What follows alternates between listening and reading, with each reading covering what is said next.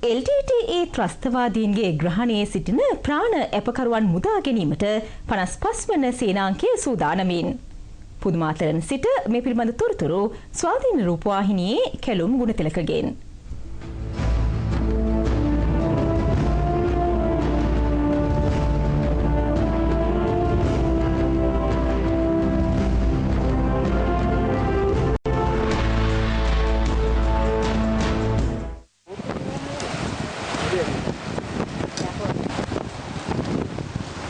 ලොව විශාලතම ප්‍රාණපකරුවන් මුදා ගැනීමේ මෙහෙයුම සඳහායි මේ දිනවල විරෝධාර රණවිරුවන් සූදානම් වෙන්නේ.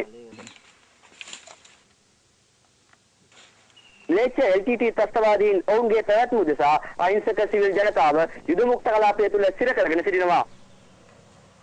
55 වන සේනාංකයේ යුද මුක්ත කලාපයට ඇතුල් වීම වැළැක්වීම උදෙසා ත්‍රස්තවාදීන් එකිනෙකට සමාන්තර පස් දෙමි දෙකක් ඉදිරියට තිබෙන අයුරු අපට දැක ගැනීමට පුළුවන්. අහිංසක ජනතාවට හානියක් නොවන අයුරින් විරෝධාර රණවිරුවන් එම පස් දෙමි දෙකට නිරන්තරයෙන් ප්‍රහාරයක් කරනවා. ඒකී රටක් තුළ සාමය ස්ථාපිත කිරීමේ උත්තරීතර අරමුණ නෙවී රණවිරුවන් මෙම අවසන් මෙහෙයුමට එක්ව සිටින්නේ. ප්‍රභාකරන් තවදුරටත් දිවි රැක ගැනීම උදෙසා අහිංසක ජනතාවගේ පිහිටපත වෙනුයි සිටින්නේ. එහෙත් රණවිරුවන්ගේ මේ සූදානම වේලුපිල්ලේ ප්‍රභාකරන් ප්‍රමුඛ LTT ත්‍රස්තවාදීන්ගේ එම අවසන් අපේක්ෂාවත් සුණු විසුණු කිරීමටයි.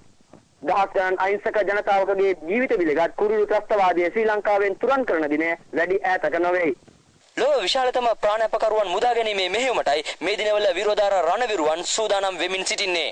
සුරංජිත් දේශප්‍රිය ජී ගුණසේන සමග මම කැලුම් ගුණතිලක 55 සේනාංකයේ රණවිරුවන් ඉදිරියට ඇදෙන පුදුමාතලන්